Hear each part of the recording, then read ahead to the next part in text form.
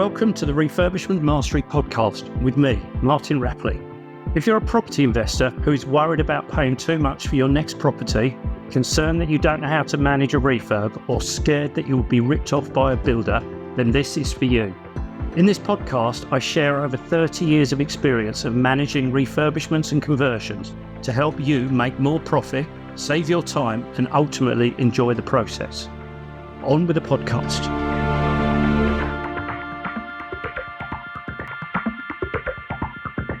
So most of you will know, because I've talked about it previously, that I have a community of property investors that are carrying out refurbishment works or are generally interested in adding value to property. And every Tuesday morning at 9 o'clock, as part of their membership of that community, they get 90 minutes live with me on Zoom to ask their questions relating to projects that they're working on at the moment, or property that they've been viewing as far as adding value to it, or conversations they've had with their builders, anything like that. What I'm going to cover off in this podcast are some of those questions, or 5 of those questions, that have come up in the last month or two. So these are small topics rather than something that will fill a whole 30-minute podcast. These are just small, short topics that I thought I would share with you, because I'm sure some of you have got exactly the same questions. The topics are going to be relating to drainage and building regulations, adding stairs and balconies to properties, minimum space standards, how we can add value to property, and then where we should be buying or looking to buy our materials from. So the first question is all about building control. And the question is from a member who was converting a 3-bedroom house, a 3-bedroom family house, into a 5-bedroom all-en-suite HMO. And the question is simply, because there's additional drainage works, does that mean that they have to actually comply or submit details for building control? And do building regulations actually apply when we're adding in additional bathrooms? And I have to say, as far as building regulations go, I think this is one of those slightly more vague elements where it's not 100% clear. Now, my interpretation of the building regulations as far as drainage goes is, if you have a stack pipe, so you have that 4-inch pipe on the back of the property, or somewhere perhaps inside the property, and you can connect to that pipe with a straight pipe from your new or a very simple connection, maybe not straight, but with only one bend in it or so. And if you can connect your new ensuite to that pipe very, very simply, then my view is that we don't need to notify building control for that, and it doesn't fall under the building regulations. But if we're doing anything more complex, so if we've got multiple bends in the pipe that we're connecting to that soil pipe, and if we're putting in a brand new soil pipe externally or internally, then we do need to apply to building control. We absolutely categorically do need to make a building control submission if we are connecting a new soil stack in to the existing sewer pipe below the ground and probably building a manhole. That definitely does need a building control submission. But if it's a simple connection, then I don't believe you do. So I've done exactly this kind of work, and in some cases we absolutely have had building control involved, and in others we haven't, because it really comes down to what is there and how easy is it to connect in. If it's a straight connection, I don't believe you need it, but if it's complex, you do. If you go connect below the ground, you absolutely do as well. So if in doubt, then my view is you definitely need to apply for building control. If it is simple, though, you should be okay, and you may well get away with it.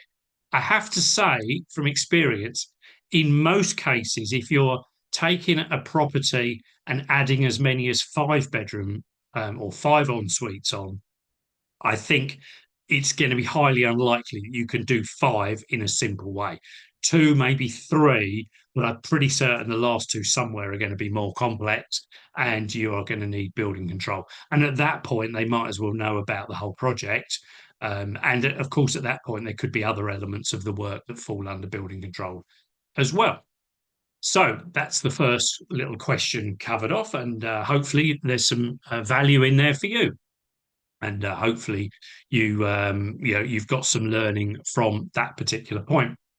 The second question is relating to an existing dwelling. It's actually an existing flat where the member of my community was looking at introducing some external stairs and putting a seating area, a balcony area. So that they had a block of flats and they wanted to reconfigure the block to get better use of one of the flats. And they believed that by putting an external staircase in, they could get better value. They could also effectively get rid of the internal front door and reconfigure the flat to a better layout. But the question was, do they need to get planning permission to put in an external staircase and balcony seating area? And the very simple answer to this is yes, you do. There are no permitted development rights that allow you to put in external staircases, even if they're at the back of the property. And the principal reason for this is once we've got external staircases, we've got a potential, and it will depend on the layout of your building, but we have got potential of looking over into other people's properties. So we could look into the neighbours' gardens. We may be able to look into some of the rooms of the neighbour's property. So we're introducing something that in reality the neighbours need to be aware of, and that's why it doesn't fall under permitted development. That's not to say you won't be able to get permission. It may be that you've got to bring up the staircase and put up some additional shielding. And you've probably seen installations like this where there's some shielding at one end of the balcony or something that is actually some protection so that people on the balcony can't actually look over into the adjoining property. So you'll definitely need planning permission. So you'll definitely need an architect to do some drawings to show how how this staircase is going to look on the back of the property. And in reality, as is the case here, they also needed to take out a window and convert that into a doorway. And whilst you can get away with minor window modifications and probably minor window to door modifications, because it's all part of the whole big scheme, then that would fall under planning as well. And the architect's drawings would show this additional door, the window being converted into the door, and the balcony and the staircase to get to this area. Now, the additional bit of information beyond the question actually connects back with the last one to a certain extent, and that is to say that staircases, balconies, whether they're inside the property or outside of the property, also fall under the building regulations, because the building regulations, it doesn't categorically have a section about staircases and balconies, but it does have a section with respect to protection of falling from height. And this is where balconies and staircases we come under, because we have to make sure that if someone is using the balcony, they can't fall off the balcony. As far as the railings are nice and secure, there's no gaps in the railings that small children can fall through. So it's similar legislation to staircases. We've got to comply here on balconies and external staircases as well. And then also within the building regulations, from a structural perspective, we need to demonstrate that the balcony, the staircase, is not going to fall off the back of the building. So we're almost certainly going to need to engage a structural engineer here to design the fixings into the building and make sure that the weight of, however many people, 4, 5, 6 people that could be on that balcony, aren't going to cause the balcony to fall off the back of the property. And as I say, the structural, anything structural is nicely constructed and is going to be safe and secure. So something that might start off being, oh well, wouldn't it be nice to put a staircase up the back and a little balcony, has now potentially rolled into quite a major project and quite a major expense, because we're now paying for a structural engineer and we're paying for an architect. You might be able to find a structural engineer that will do both sets of drawings for you, but you've got a lot more cost here than wouldn't it be nice. So be careful with these kinds of projects. Nothing is impossible. This isn't impossible, but make sure that you check the boxes, make sure that you do follow the process correctly, because it will come back to haunt you if you don't. And from a planning perspective, the neighbours can serve an injunction. The planners can force you to take all of this down after you've put it all up, and that obviously costs money. If you're going for sale or refinance, then there's a chance that your purchaser's lender or your own lender won't lend the money if the paperwork is not correct. So don't cut corners on this, and make sure that you've got everything, all the I's dotted, all the T's crossed, before you actually start that project. So that's the second little short question that I've been sent. The third one is relating to minimum space standards.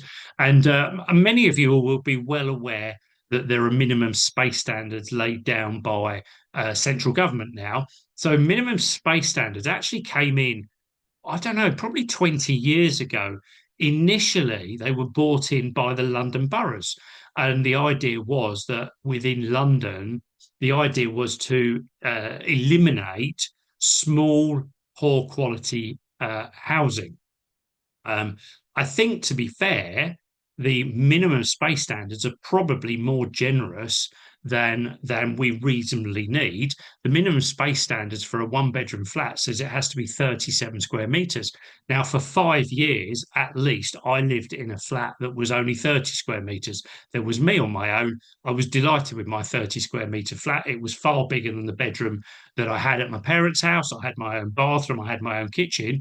There was nothing wrong with 30 square meters. But now the London boroughs said no, it has to be 37 square meters, and it actually has to have a bedroom. It can't even be, as I had, a studio flat. I had one big room and a kitchen and a bathroom.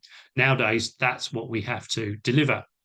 What happened back probably now 4 or 5 years ago was the London minimum space standards, which had evolved and drifted out around the country, actually became legislation across the whole of the country.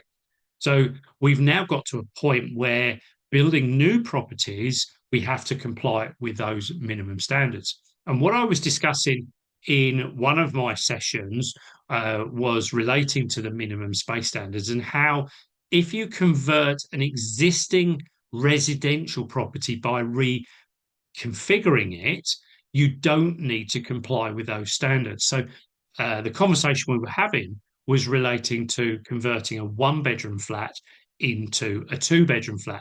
If you can, for instance, the typical thing is we move the kitchen out of its own room and we put the kitchen units in the living room, and we convert the old kitchen into a second bedroom. If you can do that, you don't actually have to meet the minimum space standards, because you don't actually need planning permission to do that. That's considered a refurbishment of an existing property, and there's no need to get planning permission. You may need building regulations for some of the work. If you're literally just moving the kitchen and the drainage is simple, as I've mentioned earlier on, then you won't need building regulation approval for that work. But if you're doing structural alterations or major drainage, then you almost certainly will need building control. But you don't need planning. And because you don't need planning, you don't need to meet the minimum space standards. Now, one of my members then flagged up that they actually carried out some work to an existing HMO and they did need to meet minimum space standards.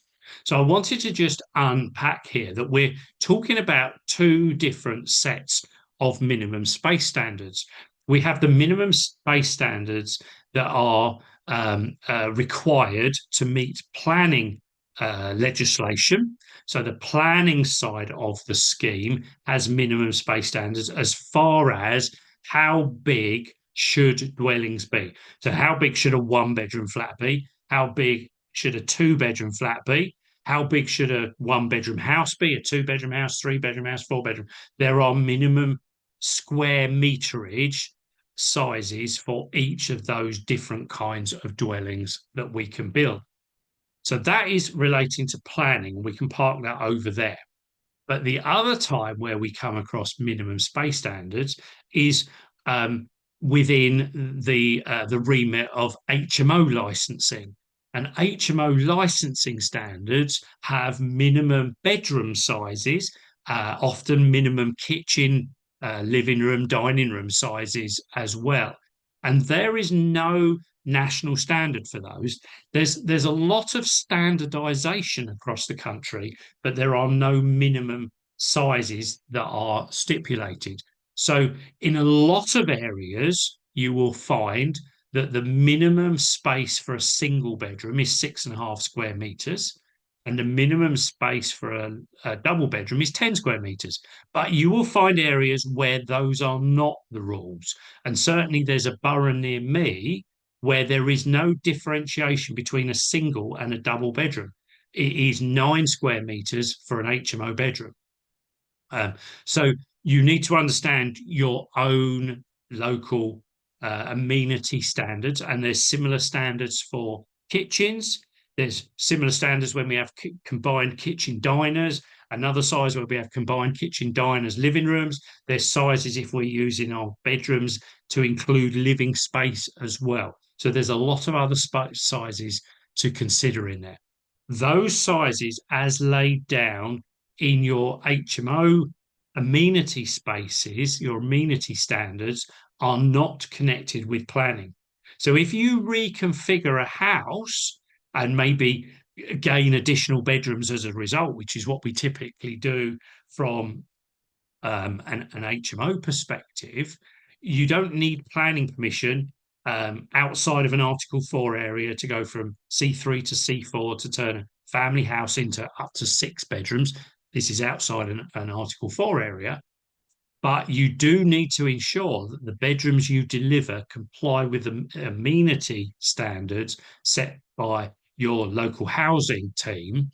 And so you've got this, really to flag up that we're dealing with two different sets of legislation and criteria here. We have minimum space standards from a planning perspective, but we also have minimum size requirements from an HMO perspective. So you need to double check both of them depending on what you're doing. If you're building something from new, if you're converting commercial to residential, you need to comply with both. If you're just reconfiguring an existing house, you just need to comply with the HMO space standards. So do double check those and be well aware that different boroughs have different HMO amenity standards. So you can very much have a property on two different sides of the street where different boroughs apply, where you've actually got to meet different regulations. So do double check that. Sadly, in the area near me, I know so many property investors who have accidentally bought property and then found that they can't convert it into an HMO because some of the rooms are not large enough.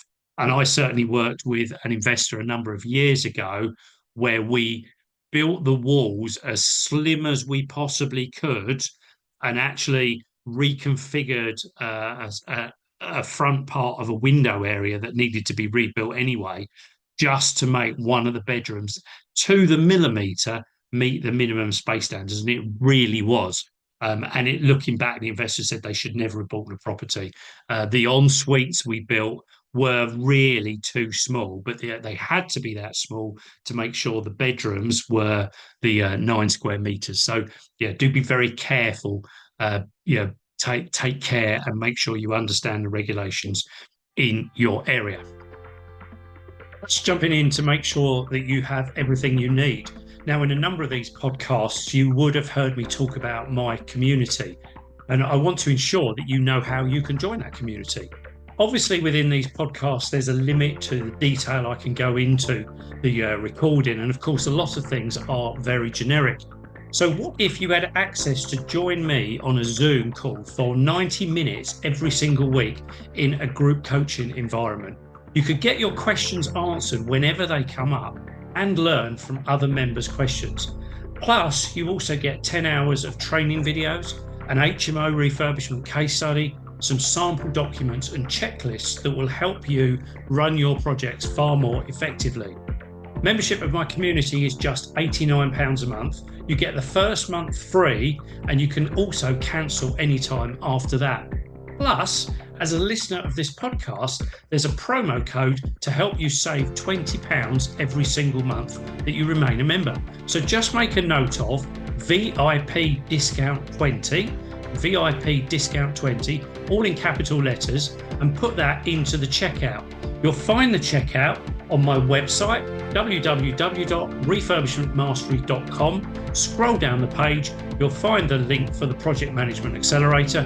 Use the promo code VIP discount 20 and you'll be signed up at just £69 a month. I look forward to seeing you in that community very, very soon.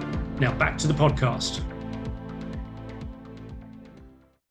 Next question I want to cover off is a bit more of a general question, really, and it is something that I talk about quite a lot. I periodically do webinars about this particular topic. I'm not going to give you the whole webinar content, of course, but keep an eye out for when the next webinar comes up. And the question here is, when finding a property to refurbish, does it have to be dilapidated or unmortgageable in order to make a good profit margin from it? Is it possible to make a good profit from cosmetic refurbs on a mortgageable property without changing the configuration layout or anything like building extensions? So I think the thing we've got to consider here is, of course, it absolutely is if you can buy the property at the right kind of price. But what you've got to be aware of is if the work needed to improve a property is only cosmetic, is fairly straightforward, then you're definitely competing for that opportunity with members of the public. There's lots of members of the public that will buy their dream house in a really good area near the schools, near the shops, great transport links, and they will buy that slightly cheap, expecting to do some refurbishment to it themselves, which might be nothing more than bring the family round, do a painting party. Their dad's an electrician, so they've got a rewire covered off, and they'll do the rest themselves over the next 4, 6, 8 months or whatever. You're always going to struggle to buy that property at a better price than those people, because those people are pretty much, they're buying with their hearts. They want to live in this area.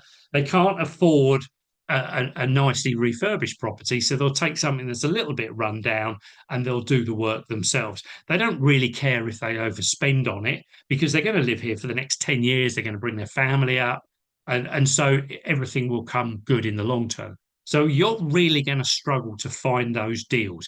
You're certainly, if they're on the open market, if you can get them off market and you can negotiate a great deal, then yeah, absolutely, you can add value. But don't forget, stamp duty is expensive and has gone up and is going up again. So you've got that cost off. You've got cost of purchasing. You've probably got some finance costs. You've got some interest to consider. So you've got quite a margin of costs to incur before you even start doing any work. On some properties, depending on the value of those properties, you might already have spent £10,000 on all of those fees before you even start trying to add value. So we've already got to be buying the property £10,000 cheaper than its end value just to cover the costs of buying the property. And of course, we want to add some more value at that point, and we've got the cost of doing the building work. So the smaller amount of work that actually needs doing, the harder it is to actually add value to a property. So by and large, I think you need to be looking at adding, you need to be looking to find property where you can add more value than just a cosmetic refurb. And this is where the webinars go into more depth, but this is where ideally we want to be considering as a minimum some kind of reconfiguration to get a better usage out of that building. It could be converting it from a one-bedroom flat to a two-bedroom. It might be converting it from a house to an HMO, adding an ensuite, opening up smaller rooms to create bigger rooms, make them more user friendly, more family friendly type of type rooms. So the easiest way to add value beyond a cosmetic refurbishment is to reconfigure the building. The second easiest way is to convert an attached garage into a room. The third is to build an extension. The fourth is to convert a roof. And the fifth is to convert a basement. And in some respects, the sixth is to do multiple. And depending on how experienced you are, and how ambitious you are, and how much support you've got around you, you may be able to take on something further up that priority. So if you are doing something as your first off project, I think you want to be adding value because it needs a refurbishment. That's a given. But perhaps look at reconfiguring to add some more value, or looking for a garage conversion, or a simple extension, a simple loft conversion. That's the places to start. I don't normally recommend basement conversions. You can make money from basement conversions. That's definitely harder. There's a lot more risk attached to those. But go easy and go with small things. As you get more experience, you can do bigger projects. You can do multiple projects where you've got loft conversions, rear extensions, and a reconfiguration inside. But maybe not if it's your first scheme. Keep the first ones quite vanilla, as it were. But be aware that if you are just taking a property that needs a cosmetic refurbishment, you are going to struggle to add much, if any, value to it. Now, adding value may not actually be something you need to do. If you've just got funds you want to bury in property, you may not need to add value. But if you want to add value, that's going to be difficult when you're just going to do something cosmetic. If you've got something that's dilapidated, perhaps unmortgageable, structural problems, then you've got more chance. You're now not competing with members of the public, and you may well be able to add really good value without spending a lot of money. In some cases, some properties with structural problems are unmortgageable, but they can be fixed for less than £5,000. And if you use something creative like perhaps an exchange with delayed completion, or maybe a lease option, you may be able to get into the property with little or no money to get started, and then refinance and get your money back out. So my view is I don't look at anything that doesn't need a refurbishment. I always want to find at least one further way of adding value. And I've talked about some ways of adding value there. But if I can additionally find another bonus, which could be something like extending short leases, or something like that, solving another problem, then I've now got another way of adding value. And I really want as many possible ways to add value to any property that I'm buying, so that my margin is as great as it possibly can be. So that was the fourth question. And then the final question that I'm going to just cover off in this episode of the podcast is a member said, may I ask where to find the cheapest materials to buy for small scale reconfiguration type project. Materials such as kitchen units, carpets, plasterboard, paint, timber. Is it better the builder to buy them or myself to buy the materials in terms of cost? So, typically, if you're buying materials, my advice is they always want to be purchased from builders merchants. That's not B&Q, that's not the DIY merchants, the places that are open on Sunday afternoons. It's the builders merchants that are open during the day, normally from something like 7 o'clock in the morning till about 5 o'clock. They're open on Saturday mornings as well, frequently. They've got a trade counter. They're invariably not in the high street. They're invariably on the industrial estates. Um, and that's where the builders are buying from. Now, most trade merchants will actually sell to you as the public. Don't ever go there first thing in the morning or last thing at night. Always go in the middle of the morning, the middle of the afternoon, because that's when the builders aren't there. What you'll typically find are very well experienced people behind the counters that will know way more about the products than anyone does in B&Q, for instance. And a lot of the people behind the counters are actually ex-tradesmen. So you'll get some good advice, you'll get good quality materials, and you'll get materials that will often, come with, you'll get more knowledge about warranties and things like that. So always go to the builders merchants rather than the DIY shops. You can get quite good information and buy good products online. Be careful online because, of course, some companies are better than others, and be cautious of anything that indicates that it might be coming in from, the Far East or Eastern Europe. Some of those products don't actually comply with our building regulations.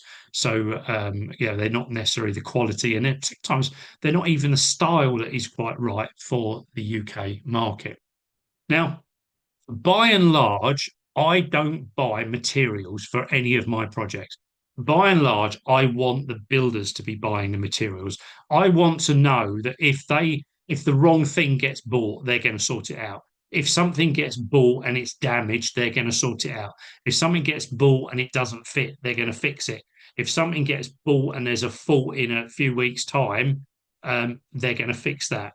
So and I can make far more money buying the next property, working with property investors, training and educating and mentoring them, um, finding finance for my next deals. I can make far more money doing that than trying to save a little bit of money shopping around to buy a box of screws 20p cheaper than the builder might buy them.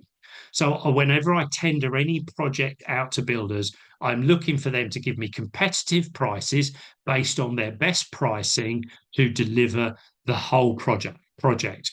And I'm going to get multiple prices from multiple builders, and I'm going to generally, not always, but I'm generally going to select the builder with the most competitive price. And if they've mispriced things, that's their own doings. If they've built in a little bit of profit, but they've still won the project because they're cheaper than others, then that's the way of the world. And by and large, I'm going to let them buy things. Materials that I will sometimes buy.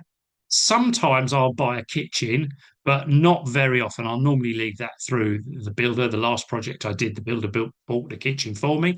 I worked with the builder to agree the design and the layout, but the builder actually ended up buying the products. So that's absolutely fine. I'll sometimes buy bathroom fittings. Now, I did buy some bathroom fittings for the last project that I did because I selected them from an online portal, and the builders often don't like buying things from an online portal. I selected them from the online portal. I use Victorian Plumbing just because it's clear what you're getting. It's easy to check. Whereas, and I don't really want to spend time going down to a plumber's merchant to look at, some products down there. So I tend to buy bathroom fittings.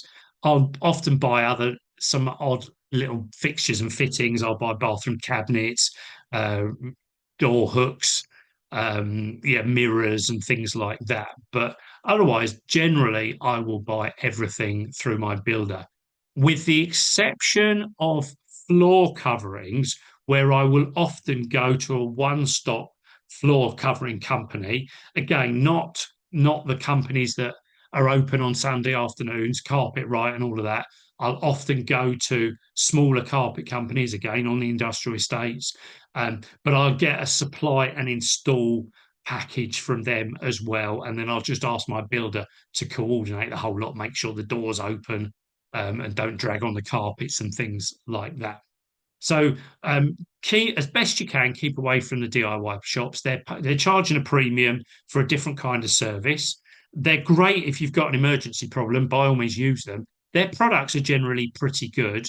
Their better price product are definitely going to be on a par with the building merchants products, but the building merchants products are going to be cheaper than the top of the range in the DIY stores. Be careful of the bottom of the range in the DIY stores. Some of those are not going to last as long as the builders merchants, and the builders merchants prices are going to be pretty much be on a par with the bottom of the range in the DIY merchants, but you're going to get a better product by and large. This is being, speaking very generally here, of course.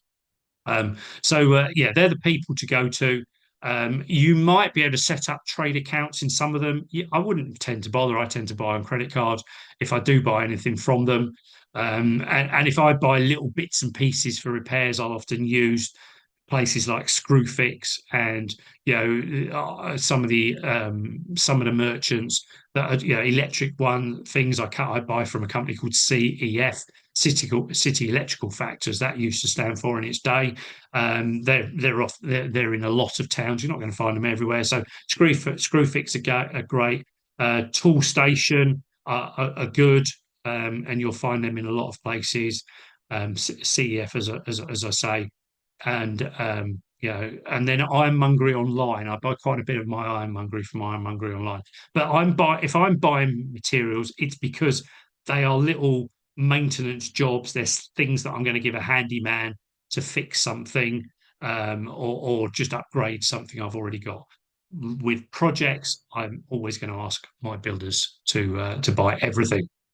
So there we go. There's the 5 questions that were sent in. If you'd like to know more about the community, it's called my Project Management Accelerator package. It includes a community. It includes some access to me. It includes all of my training products in video format.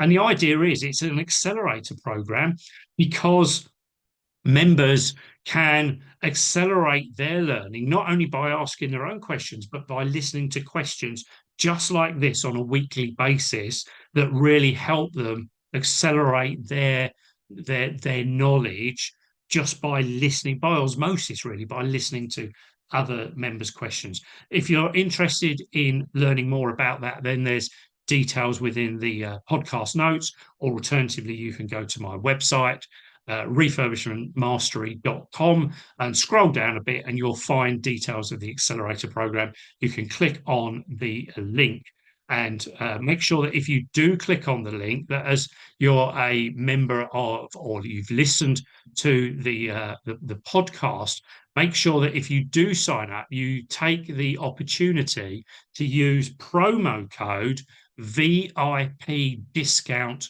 20.